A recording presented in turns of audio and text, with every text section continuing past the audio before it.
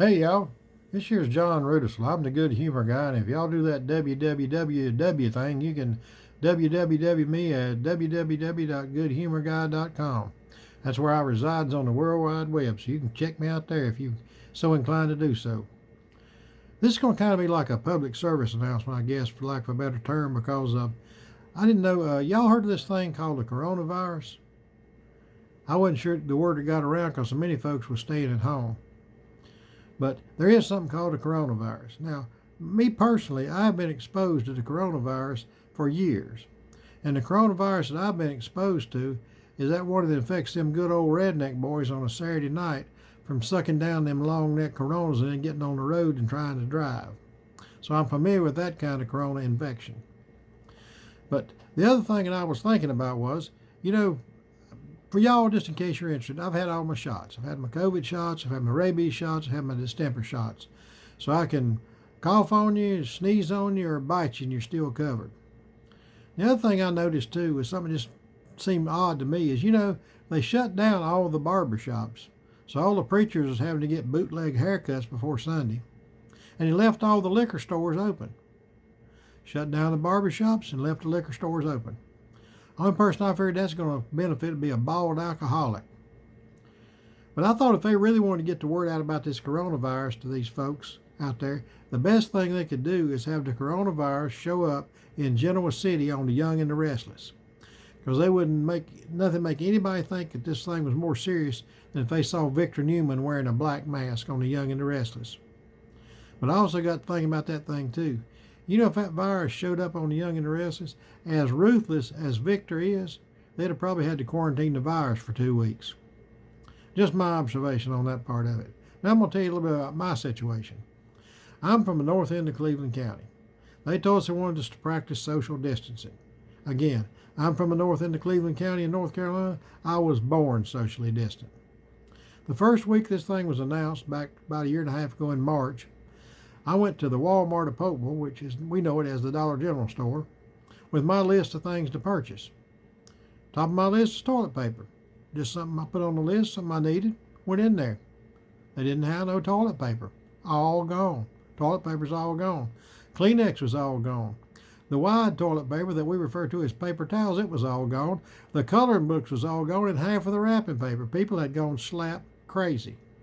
I said, well, can't get toilet paper. What's next on my list? Bread. Went over trying to get a loaf of bread.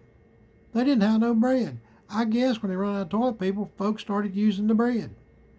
And all the whole grain bread was gone too. I figured it must have been the tree huggers must have been using that. But anyway, I tried to decide what to do, and I've always been told if you can't get what you want, sometimes you got to get, don't y'all Rolling Stones fans say get what you need. Sometimes you got to get a substitute. So I went back to the back of the store, got me a 50-pound sack of kitty litter and took it home with me. Now, my old cat wasn't real happy about it because he thought it was a competition based on size. Kitty done dang near pooped himself to death trying to beat me. And he spent the rest of the time wore himself out, spent the rest of the day just covering stuff up in the box. It's terrible. Well, that's the first week.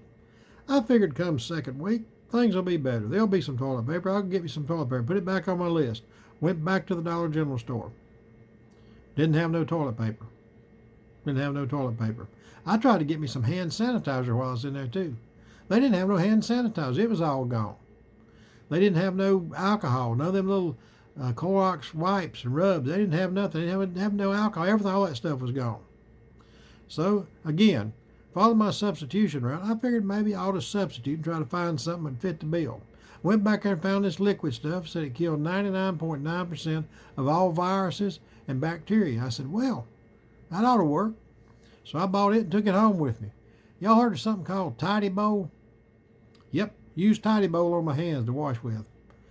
Now, it took a little getting used to. My hands got kind of leathery from using it, and I think some of it got absorbed into my skin because every time I went to the bathroom to pee, I cleaned the commode.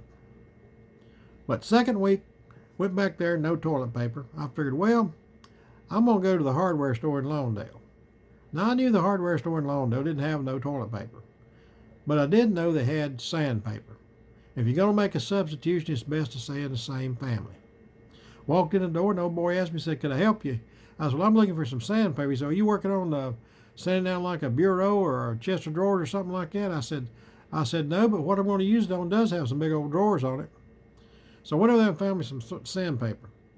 Now, I know what y'all are thinking. Did you get the coarse grain? I ain't no fool. No. I got the fine grain, because everybody knows in the sandpaper world, the fine grain sandpaper is the Sherman and the Cottonelle in that particular part of the universe. So I bought me some of the fine grain sandpaper, took it home. Now, there's two sides of that sandpaper. There's the slick side and there's the business side. Now, the slick side, I found out that's kind of messy. It don't work too good, so I had to use the business side of it. Now, bear in mind, it took a little getting used to using that sandpaper.